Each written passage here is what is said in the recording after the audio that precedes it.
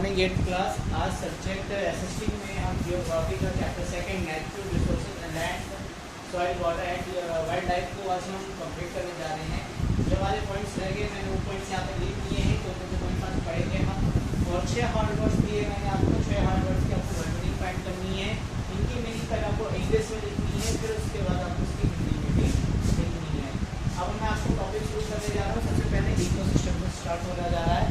आज आप इकोसिस्टम के बारे में जानेंगे। इकोसिस्टम हमारे बायोलॉजिकल इन्वायरमेंट को कहा जाता है, जो कंप्रेसिंग बायोलॉजिकल फिजिकल इन्वायरमेंट से बना हुआ है। इसमें दो प्रकार होते हैं आपके, एक होता है मैरीन इकोसिस्टम और एक होता है टेरेस्ट्रियल इकोसिस्टम। मैरीन इकोसिस्टम वो इकोसिस्टम होता है जो 71% अर्थ के पानी वाले सरफेस पे रहता है, पानी यानी कि समुद्र ओशियन सरफेस में रहता है, जिसमें long animals of life living in ocean seasons और ओशियन लेवल।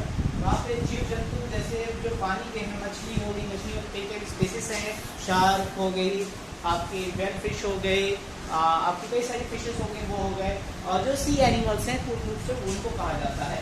इसके बाद आता है आपका टेरेस्ट्रियल जो इकोसिस्टम है, वो सिस्टम से कंपेयर टू लैंड सिस्टम। ये लैंड सिस्टम पर रहने वाले जीव जंतु हैं जो इकोसिस्टम में फॉरेस्ट, ग्रास और सेमी डेजर्ट एरिया में पाए जाते हैं।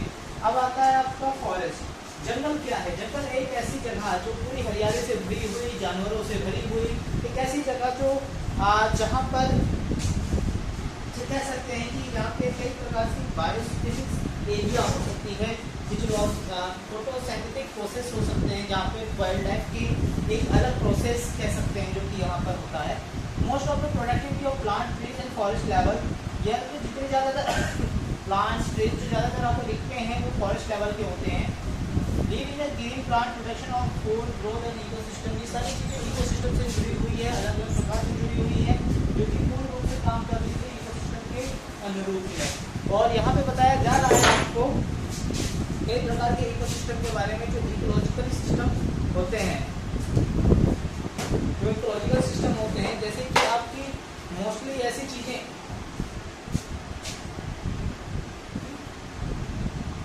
चीज़ें जो कि आपकी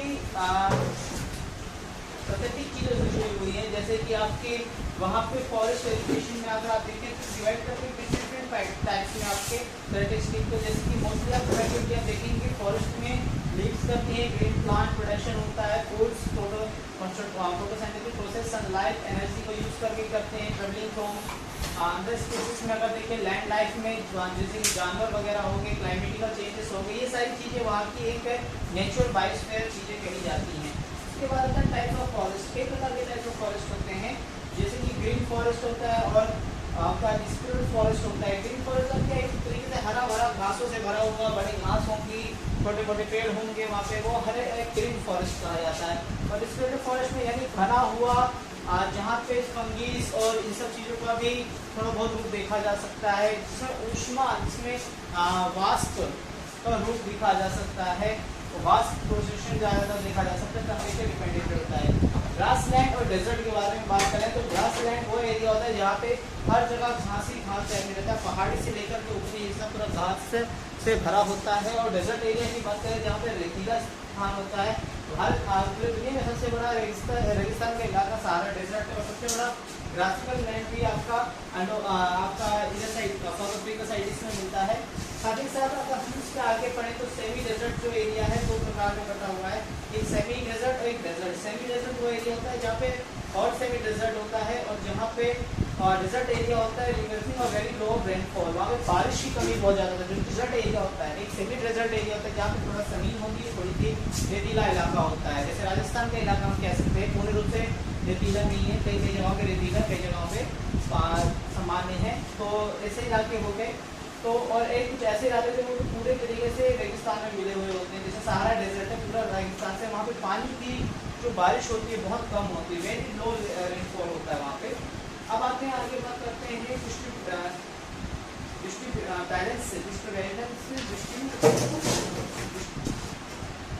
balance of natural ecosystem. Living in the natural environment is the meat of therefore all needs. Forest जैसे कि ह्यूमन बींग्स है, जो मनुष्य हैं, वो अपने लिए नेचर इन्वायरमेंट का प्रयोग करते हैं खुद की नीड्स को फुलफिल करने के लिए। फॉरेस्ट को क्लियर करते जा रहे हैं एग्रीकल्चर के लिए, इंडस्ट्री के लिए, क्योंकि हमारे बहुत ज़्यादा डिस्टर्बेंस बनाया जा रहा है, जिसकी वजह से वहाँ पे नेचुरल लाइफ जो वाइल्ड लाइफ है उसको भी नुकसान पहुँच रही है और प्रकृति को भी नुकसान पहुँचाया जा रहा है।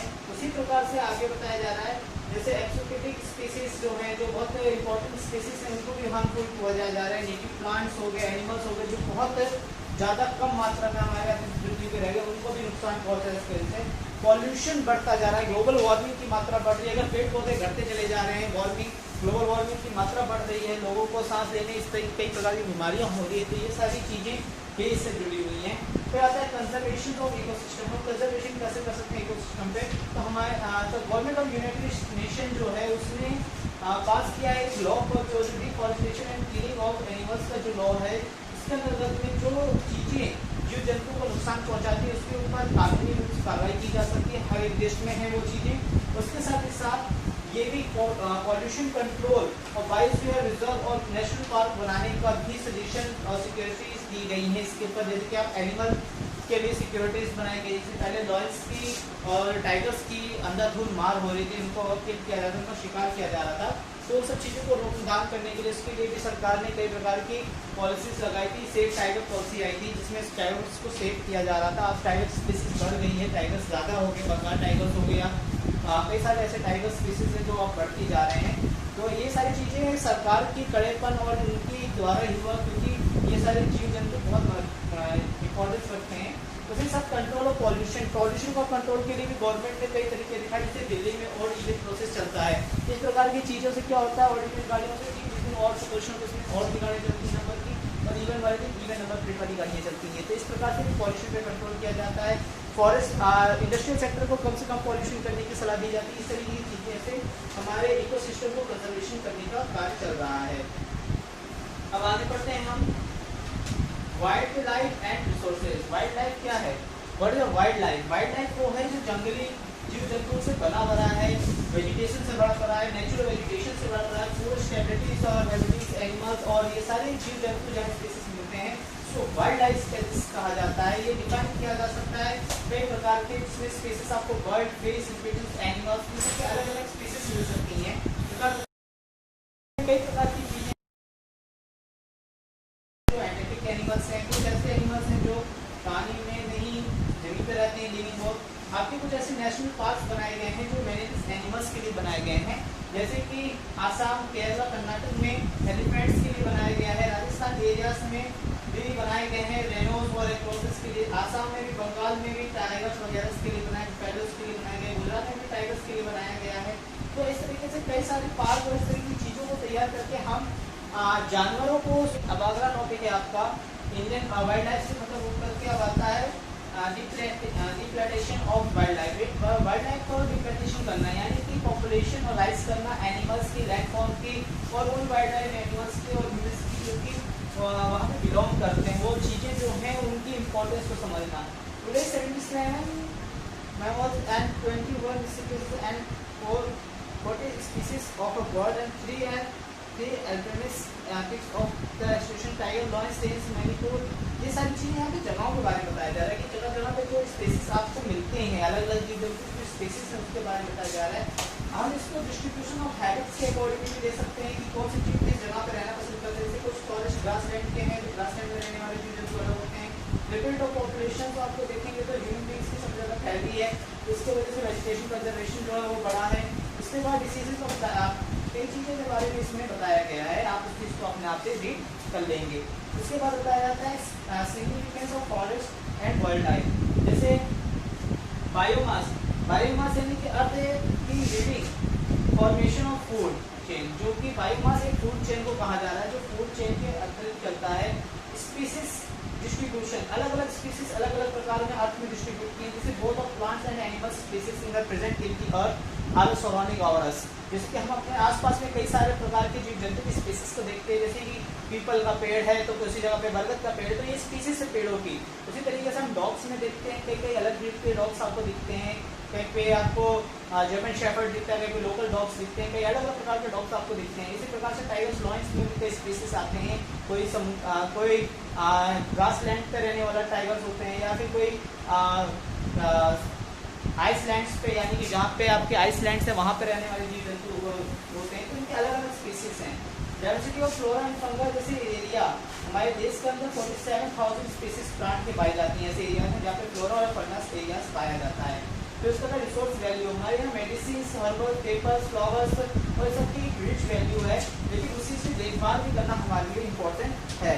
इकोलॉजिकल वैल्यू देखें तो हमारे आसपास में ऑक्सीजन और ये सब चीज़ों से संबंधित कमियां होती जा रही है, कार्बन डाइऑक्साइड की मात्रा बढ़ती जा रही है, ग्लोबल वार्मिंग ज़्यादा होता जा रहा है। इसीलिए हमें ऑक्सीजन के लिए हमें पेड़ पौधों को लगाना, इन सब लोगों चीज़ों को यूज़ करना जरूरी है, क्योंकि हमारी ब्रीथिंग प्रोसेस की ऑक्सीजन इंपॉर्टेंस रखता है और ऑक्सीजन सिर्फ हमें प्लांट से मिलता है, तो हमें प्लांट पेड़ पौधों को लगाना अनिवार्य है, उनकी सुरक्षा करना भी हमारा कर्तव्य है।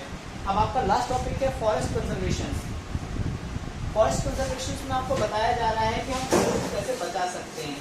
हम पहली बात तो फॉरेस्ट को बचाएं कैसे, ये बात एक मुद्दा है, एक ऐसा विचार है कि हम उस चीज़ के आधार को समझें। पहले पेड़ पौधे हैं क्या हमारे लिए, पेड़ पौधे एक इम्पोर्टेंस रखते हैं हमारे जीवन के अंदर, एक अच्छा रिजल्ट है हमारा उनसे जुड़ा हुआ, क्योंकि वह हमारे जीवन शैली के सर्कुलेशन को चलाने का काम करते हैं। कई ऐसी चीज़ें हैं जो हमें सिर्फ फॉरेस्ट से मिलती, कई रिच मिनरल्स हैं जो हमें फॉरेस्ट से मिलते हैं, तो उनकी सुरक्षा करना हमारी गवर्नमेंट का और हमारा भी नागरिक क्या होता है, नागरिकता के आधार पर हमारा इम्पोर्टेंस बनता है कि हम फॉरेस्ट की सुरक्षा करें, प्रोटेक्ट करें। उनके लिए काफ़ी सारे प्रोग्राम्स चल रहे हैं, उन प्रोग्राम्स के लिए हम गवर्नमेंट का सपोर्ट करें, उनकी सुरक्षा में योगदान दें। इसके बाद आपका आता है लास्ट टॉपिक में ही अगला पॉइंट, प्रोटेक्शन के लिए जो बताया है डिस्ट्रीब्यूशन ऑफ फॉरेस्ट के बारे में, कंट्रोल फॉरेस्ट फायर्स, हम जंगलों में जो आग लग जाती है उसको कंट्रोल कर सकते हैं, वहाँ पर ऐसी चीज़ें ना बनाएं, ऐसी चीज़ें ना करें जिसकी वजह से वहाँ पर आग लगे।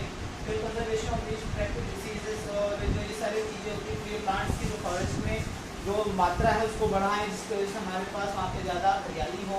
डेवलपमेंट ऑफ सोशल फॉरेस्ट्री, ये सारी सोशल फॉरेस्ट्री चीज़ों को बढ़ावा दें, ये सारी चीज़ों को दें। फिर आता है conservation of wild life in India, जैसे तमिलनाडु, केरल, ये सारी चीज़ें एक बहुत से प्रमुख हिस्से हैं जो वाइल्ड लाइफ से जुड़े हुए हैं, और इस तरीके से काफ़ी पूरे देश के अंदर 447 वाइल्ड लाइफ सेंचुरीज हैं जो कि नेशनल पार्क के रूप में दिया है। 84 नेशनल पार्क हैं हमारे देश के अंदर और 447 वाइल्ड लाइफ सेंचुरीज हैं जो कि अस्थायी रूप से अभी चल रही हैं। इसी प्रकार से कई जगहों पे कई स्पीसीज के जीव जंतु को रखने के लिए और कई प्रकार के स्पेशल एनिमल्स जो होते हैं, उनकी स्पीसीज बहुत कम है, उनकी जनसंख्या को बढ़ाने का भी कार्य चल रहा है। तो ये सारी चीज़ें under the process of Indian government and the ministry of wild life and forest के अंतर्गत में काम होता है। ये सभी राज्यों में अलग अलग रूप में बटे होते हैं। कुछ जगहों पे उन जीव जंतु की रक्षा, उन जीव जंतु का पूरा कार्य करने के लिए रखा जाता है।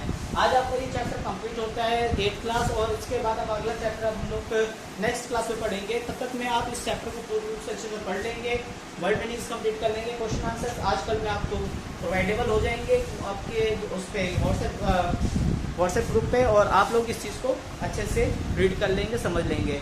तब तक के लिए class thank you and have a nice day.